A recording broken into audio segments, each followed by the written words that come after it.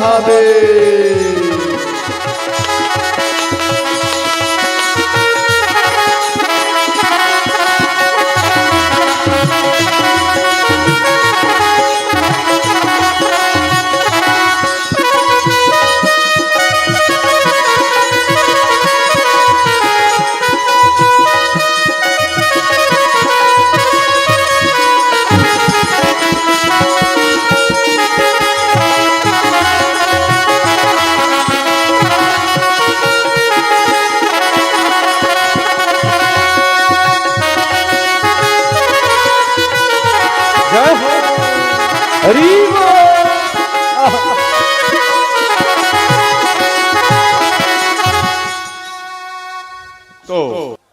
तो इसके बाद ध्यान देना,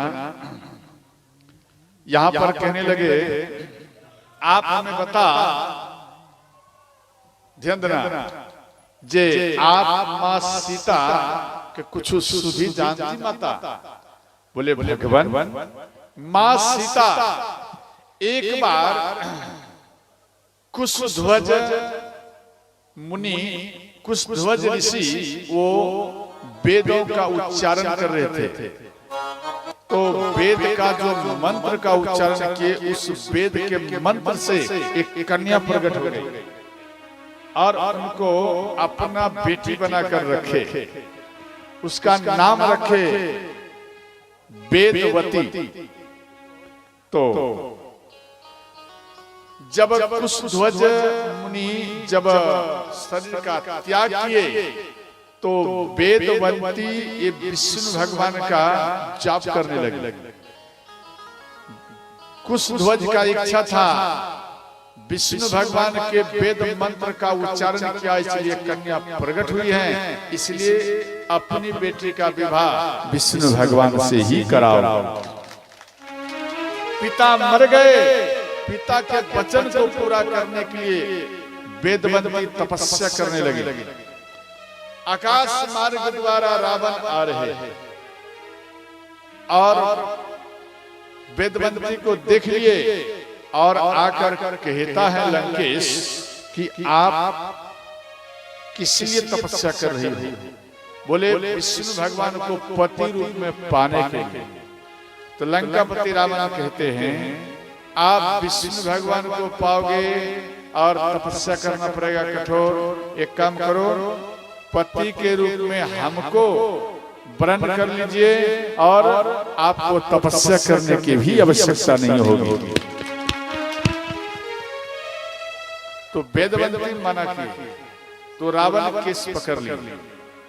वेदवती माता वो अपने हाथ को तीव्र बनाए और अपना केस को काट दिया और बोले लंकेश आप मेरे शरीर को पवित्र कर दिया, ये प्रभु श्री राम के योग्य अब नहीं रहा। मैं चाहूं तो तुझे जलाकर भस्म कर सकती हूं, करो शायद जो तेहि छारा, तो न सायम तप फल सारा।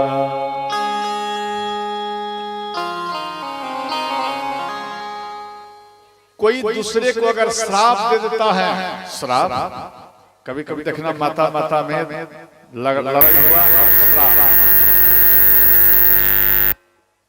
श्राप देने का प्रयत्न करता है और श्राप देता है। ध्यान देना आपके अंदर में जो तपस्या है, जो पुण्य है, अगर आप किसी को श्राप देने का प्रयत्न करेंगे तो आपका तपस्या का फल और पुण्य ये सब उसमें लूट जाता है। अब दिमाग लगा, श्राप देना ठीक रहेगा क्या? इसलिए श्राप देना नहीं चाहिए।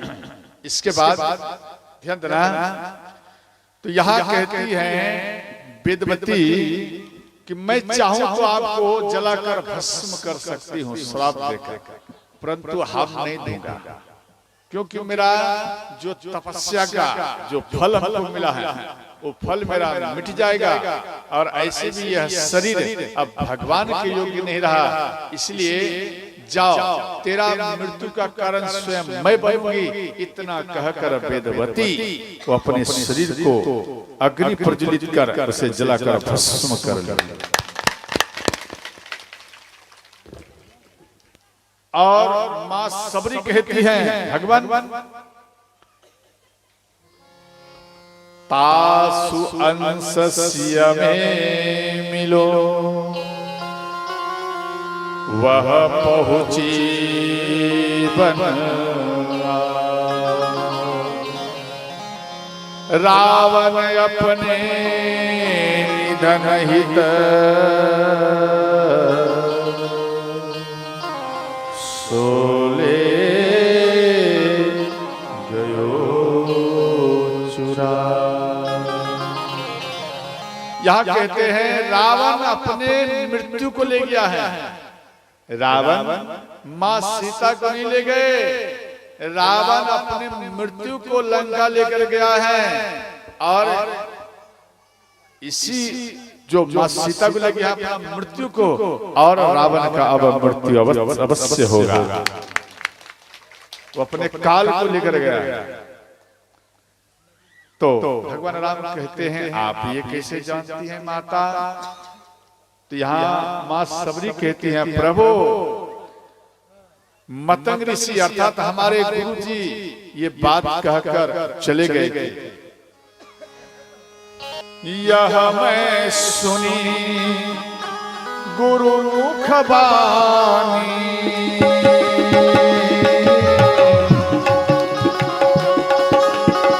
सो तुमसे रघुराज बखानी। राम सिया राम जय जय राम। राम सिया राम जय जय राम। यह गुरु जी के द्वारा हम सुने। पंपा सरही जाहु रघुराई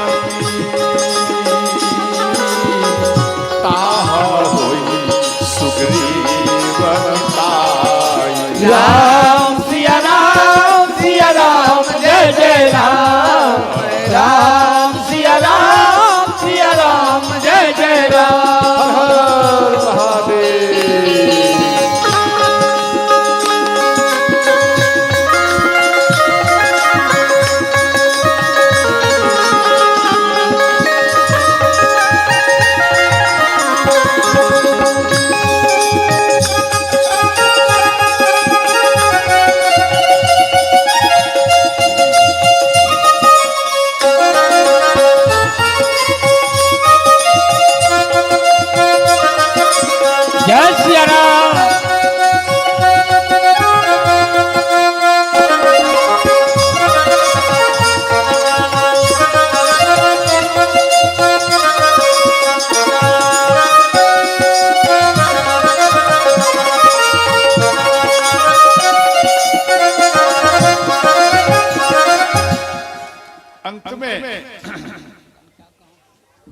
भगवान राम को कहते हैं प्रभु आप पंपापुर जाइए और बाली का भाई सुग्रीव से मित्रता करिए और वही आपको मां सीता को खोज में आपकी सहायता करेंगे।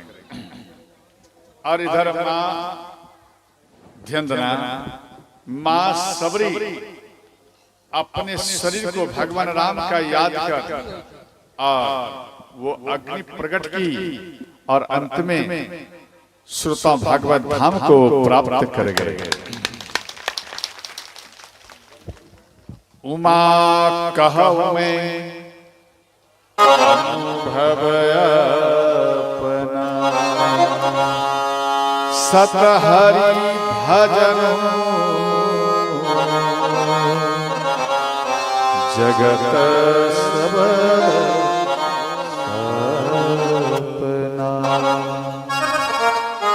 भगवान श्री कहते हैं उमा भगवान किसको किस प्रकार से नचा देंगे और किसको किस प्रकार से लीला करके उद्धार कर देंगे ये लीला कोई समझ नहीं पाते हैं। और अंत में भगवान राम सबरी माता की से आगे बढ़े तो भगवान राम को मां सीता का याद आए।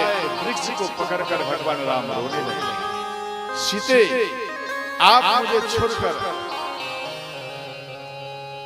इतना दूर में है, मैं कैसे आपका दर्शन करूं? देवी हम भूल किया, आपकी बात को काट देते अच्छा रहते। ना जाने आप कैसे हैं। तो श्री ध्यान, देव ऋषि नारद भगवान राम को रुदन करते देखकर ये पृथ्वी में आए और भगवान राम को प्रणाम किए। लक्ष्मण जी देव ऋषि नारद के चरण को पखारे और वहां पर बैठाए। इसके बाद कहते हैं देव ऋषि नारद की भगवान हम आपको श्राप दिया और इस श्राप के कारण आपको ये कष्ट सहन करना पड़ता है। भगवान राम बोले ऐसा बात नहीं है, कर्म प्रधान विश्व करी राखा, जैसा मैंने पूर्व जन्म में कर्म किया होगा और उसी का मैं फल पा रहा हूं। तो ध्यान देना, तो इस बात को सुनकर देव ऋषि नारद कहते हैं भगवान आप नवरात्र करिए।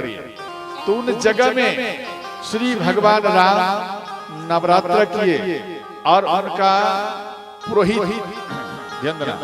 पुरोहित स्वयं देव ऋषि नारद बने और नवरात्र पूर्ण हुआ। इसके बाद देव ऋषि नारद बोले भगवान आपको एक बार और लंका में नवरात्र पूर्ण करना पड़ेगा, तभी आपको रावण के ऊपर विजयी प्राप्त आप करेंगे। और यहाँ पर ध्यान देना, हाथ जोड़कर देव ऋषि नारद भगवान राम को कहते हैं प्रभु आपसे मेरा एक मांग है। भगवान राम बोले हे देव ऋषि नारद आपको क्या चाहिए? देव ऋषि नारद कहते हैं प्रभु आपका नाम अनेकों है, नाना विधि विनती करी प्रभु प्रसन्न जिया जा।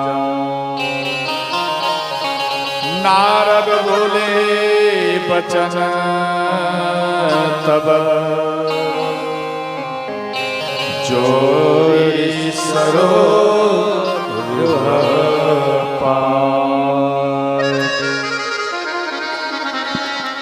यद्यपि प्रभु के नाम अनेका,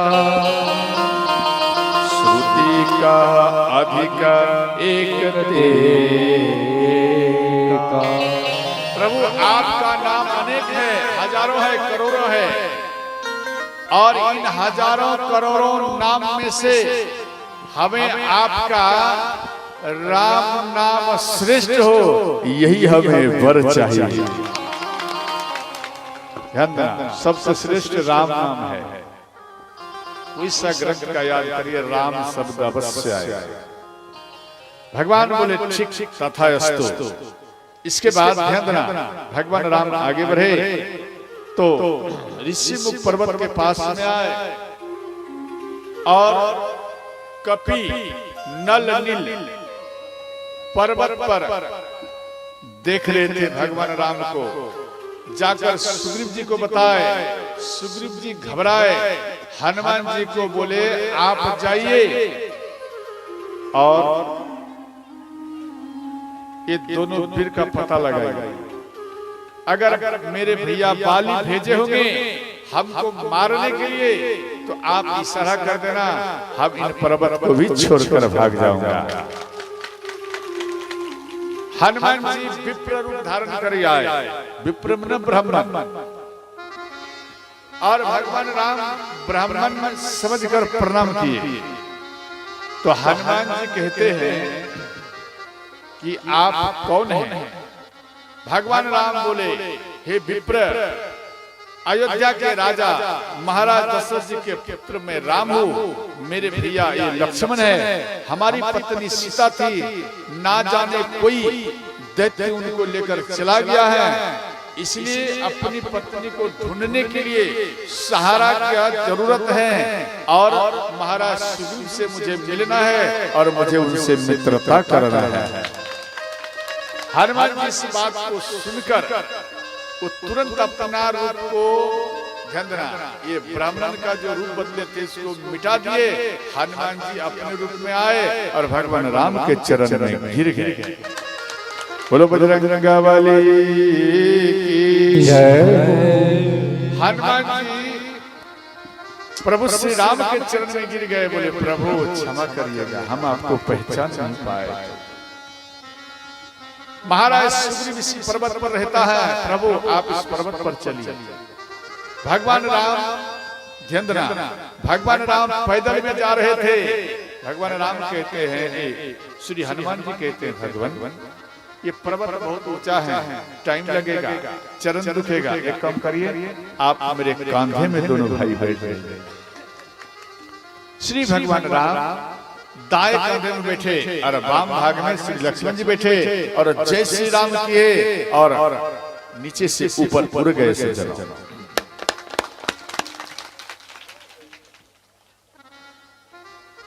तो लक्ष्मण जी मन में सोचे, तीनों लोगों के स्वामी को कांधे में लेके हनुमान जी एक फूल के समान उड़ते हुए जा रहे हैं, तो लक्ष्मण जी पूरा पृथ्वी का वजन बढ़ा है। जैसे 25 किलो का बोरा लेकर सिर पर चलने का गति कुछ और रहता है, और उसी जगह में 50 किलो का वजन सिर पर दे दिया जाए, क्या एक ही जैसा चलने का तरीका होगा? क्या बढ़ेगा? जैसा वजन वैसा गति।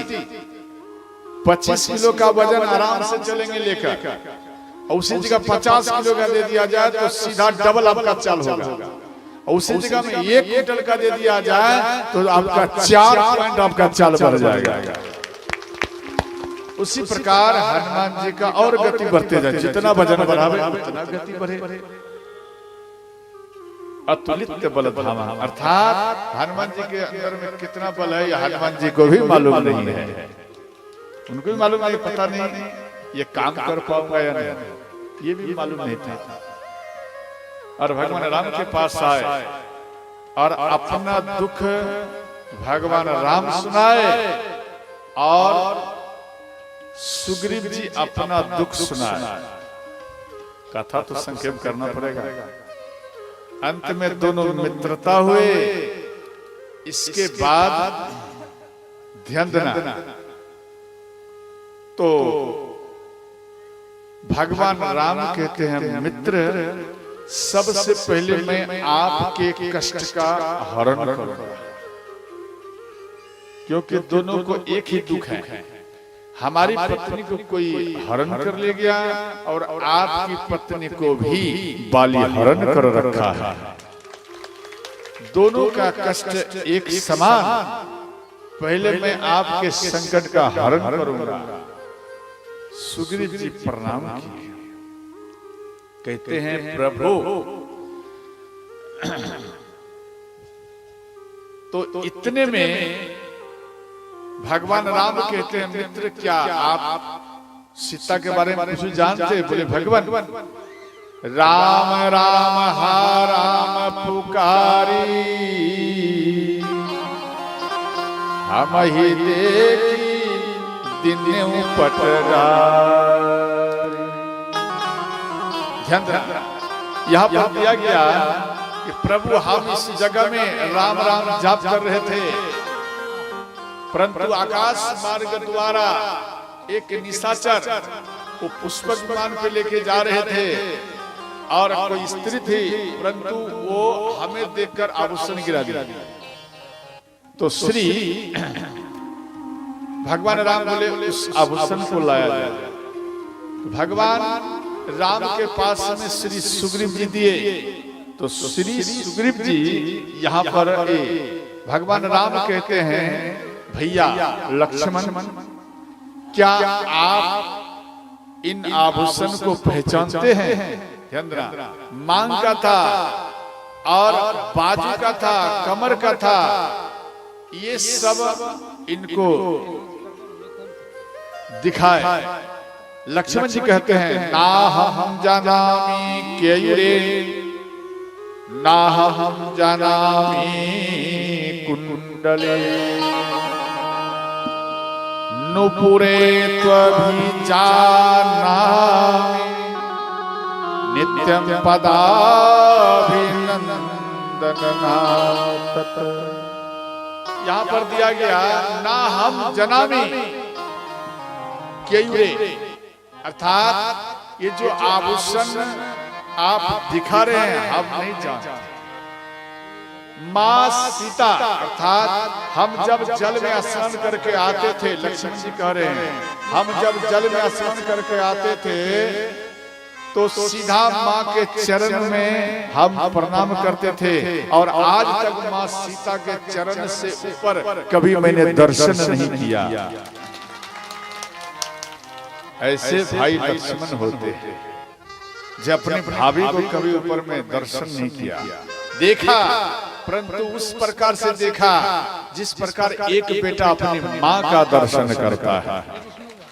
समझ गए? इसलिए भैया हम नहीं जानते। नुपुरे नुपुरे नुपुरे नुपुरे का अर्थ आपके चरण के अंगुलियों, नुपुर। भैया केवल मैं नुपुर जान सकता हूँ, क्यों? चरण में रहता, और वो नुपुर को मैं जान सकता हूँ। भगवान राम जैसे ही नुपुर को निकाले तो लक्ष्मण जी बोले भैया ये मेरी माँ सीता के चरण का ही नुपुर है। भगवान राम रो पड़े। इसके बाद कहते हैं मित्र अब आपके संकट का पहले हरण करूंगा। तो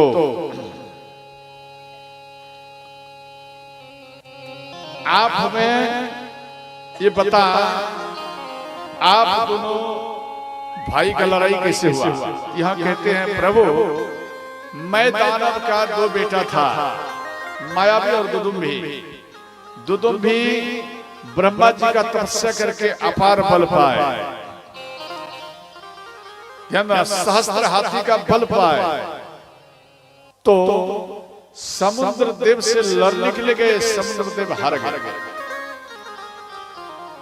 तो समुद्र देव बोले दुदुम्भी अगर अपने आप को बलवान समझते हो तो हिमाचल राजा से आप लड़कर दिखा।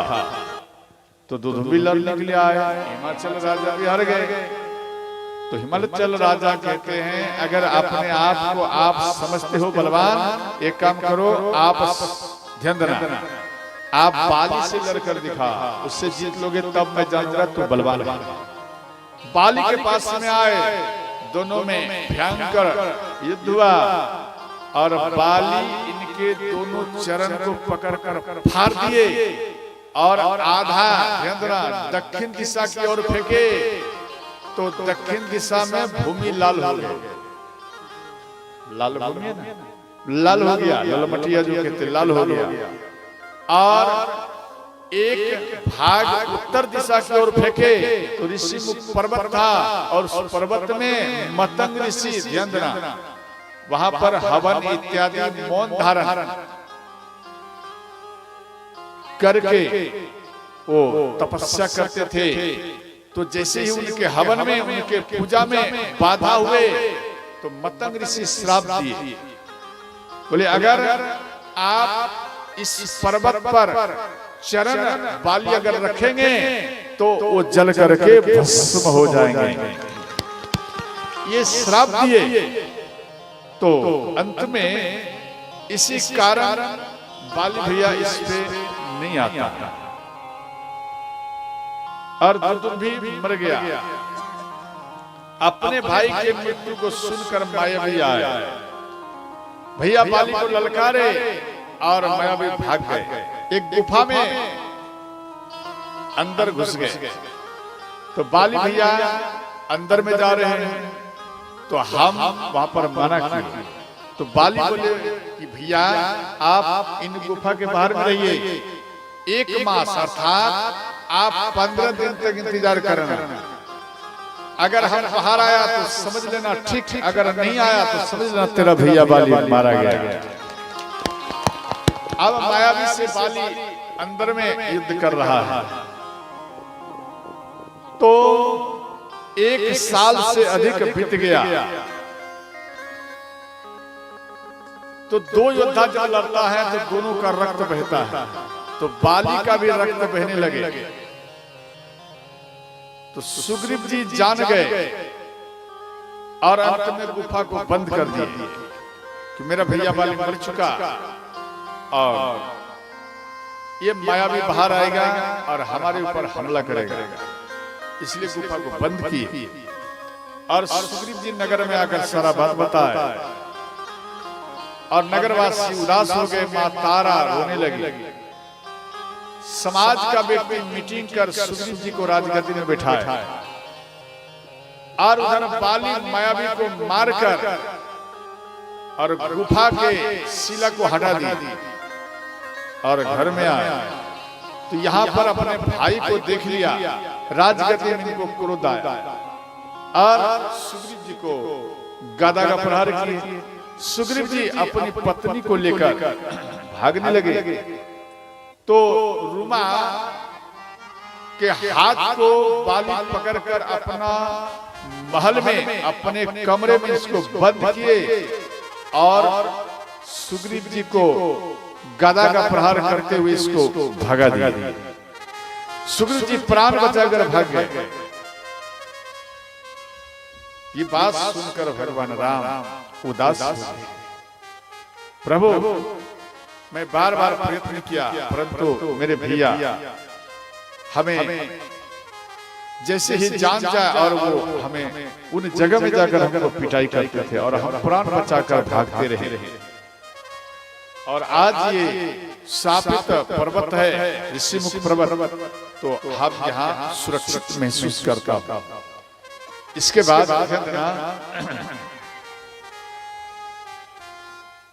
तो इसके बाद कहते हैं कि प्रभु आप बाली भैया को तभी मार सकते हैं जब आप अपने बाण से इन 7 पैरों को आप एक बाण से काट देंगे। बोले बाण कौन है बताओ। तो एक बार बाली 7 फल तोड़ कर रखे और 8वां फल तोड़ने के लिए जा रहा है। तक्षक का बेटा, तक्षक नाग का बेटा उस फल में अपने शरीर में लपेटकर फल को फेंट लगाए बैठे। बाली देख लिया, इनके अंदर में क्रोध आया। बोले मेरा 7 फल को आपने नष्ट कर दिया, आज मैं तुझे नहीं छोड़ूंगा। गदा का प्रहार किए तो एक मान में, मान समझते बिल, उस मान में श्री तक्षक का बेटा अंदर में प्रवेश कर गया। तो बाली यहाँ पर श्राप दिए कि मेरे 7 फल को आपने नष्ट कर दिया। जब मेरा श्राप है कि आपके पीठ में 7 तार का वृक्ष प्रकट हो जाए, ये मेरा श्राप है। तक्षक नाग को मालूम पड़ गए, आए पुत्र साप सुनी क्रोध करी, मन दुख भयो अपार, निश्चय मारे बाली को जो यह बेता।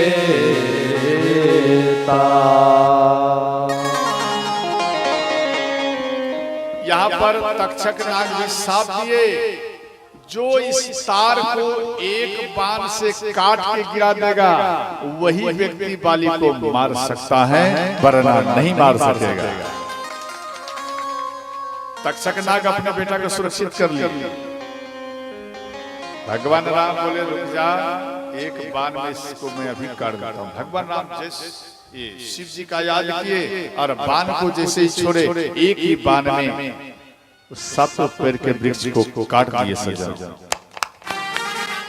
और तक्षक नाग का बेटा प्रकट हुए, भगवान राम के चरण में प्रणाम किए। भगवान राम तक्षक बेटा को बोले आप बाली के पास जाइए, इंद्र का दिया हुआ एक माला है, वो माला ले आओ, उसी से उसका बल बढ़ता है। श्री तक्षक बेटा, तक्षक नाग का बेटा गए और रात्रि में बाली माला को खोल कर गले से रख देते थे, फिर सोते थे। वो माला तक्षक का बेटा लेकर आए, भगवान राम को दिए। भगवान राम का स्तुति करके वो नाग लोग चले गए सज्जनों। और इसके बाद बाली को ललकारने के लिए सुग्रीव जी को भेजे। दोनों भाई में लड़ाई हुआ और भरपूर पिटाई सुग्रीव जी का किए बाली। प्राण बचाकर सुग्रीव जी भाग गए। भगवान राम के पास में आए। भगवान राम कहते हैं, ये सुग्रीव जी कहते हैं, प्रभु आपको अगर इच्छा नहीं था बाली को मारने का तो आप हमें क्यों भेजे? आपको भेजना नहीं चाहिए और मेरा हर अंग को तोड़ चुका है।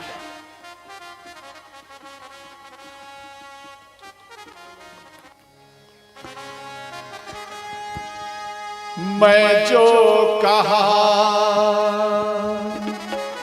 रघुवीर कृपाला,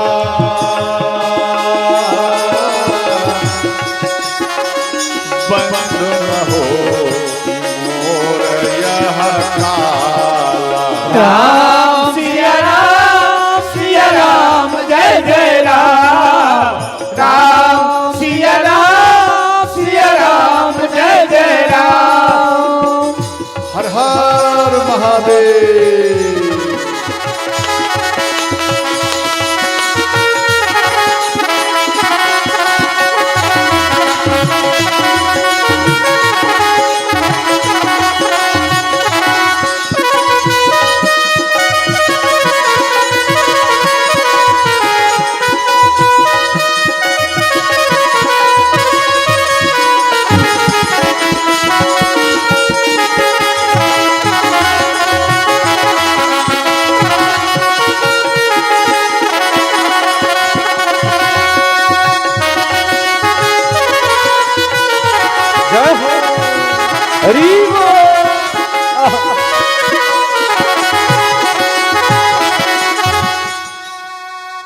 तो इसके हर अंग को तोड़ दिए।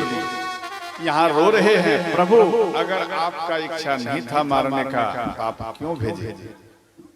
तो अंत में भगवान राम उनके शरीर पर अपना हाथ को फेरे।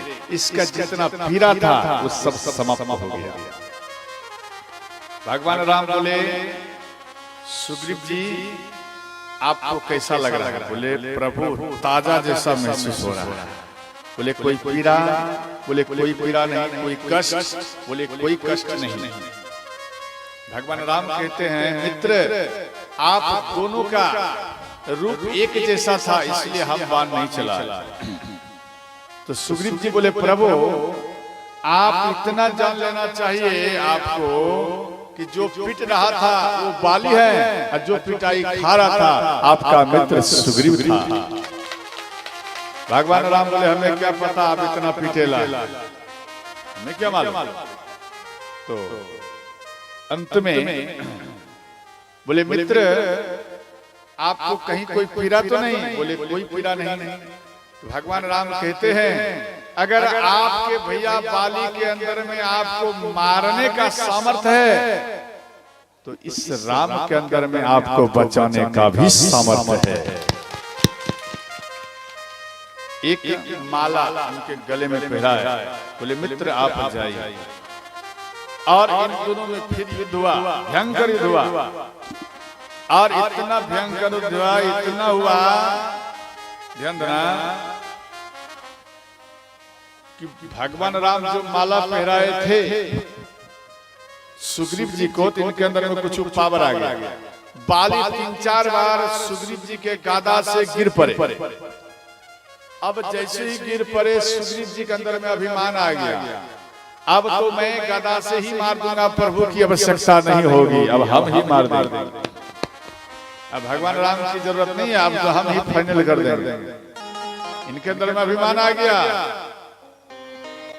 तो जब बाजी पलट गया, ध्यान देना, जब बाजी पलट गया भगवान राम थोड़ा पावर घटा दिए, माला का थोड़ा पावर घटा दिए, तो इनको गदा से सुंदर स्वागत करने लगे। और एक बार इनको उठाकर बाजार दिए और गदा को, ध्यान देना, और इनके ऊपर सिर पर मारने के लिए जा रहा है बाली। गदा देख लिया, सुग्रीव जी गदा को देख लिए और हाथ जोड़ लिए और कहते हैं प्रभु आपके इस मित्र सुग्रीव का आप अंतिम परिणाम स्वीकार करें, क्योंकि प्रभु अब आपका मित्र सुग्रीव नहीं बचेगा। भैया बाली का गदा अब मेरे सिर को विदीर्ण करने के लिए अब सिर पर गिर रहा है, अब आपका मित्र नहीं बचेगा, इसलिए अंतिम परिणाम प्रभु आप हमारा स्वीकार कर लीजिए। बहुत छलबल कर सुग्रीव कर, छलबल करते थे, हिया हारा भय मानी, हार गए, भगवान के शरण में आ गए, हार गए और कल जो भगवान राम समझ गए अब ये मेरे शरण में आ चुका है, इनके अंदर में जो अभिमान था वो अभिमान मिट चुका है, समाप्त हो चुका है। भगवान श्री राम धनुष पर बाण चढ़ाए, शिव जी का याद कर बाण को छोड़ दिए, वो बाण बाली के छाती में लगा गिर गया। भगवान राम आए तो श्री सुग्रीव सुग्रीव भैया भैया कहकर चिल्लाने लगे और इधर बाली के पास भगवान राम आए तो ये बाली कहता है प्रभु धर्म हेतु अवतरे हो गुसाई, मारे हो मोही व्याध किनाई, हेतु मारे हो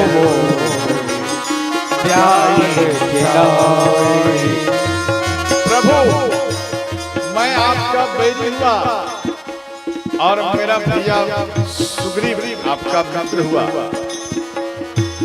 मैं बैरी सुग्रीव प्यारा अब गुण कवना नाथ मोहि माया, मैं बैरी सुग्रीव प्यारा अब गुण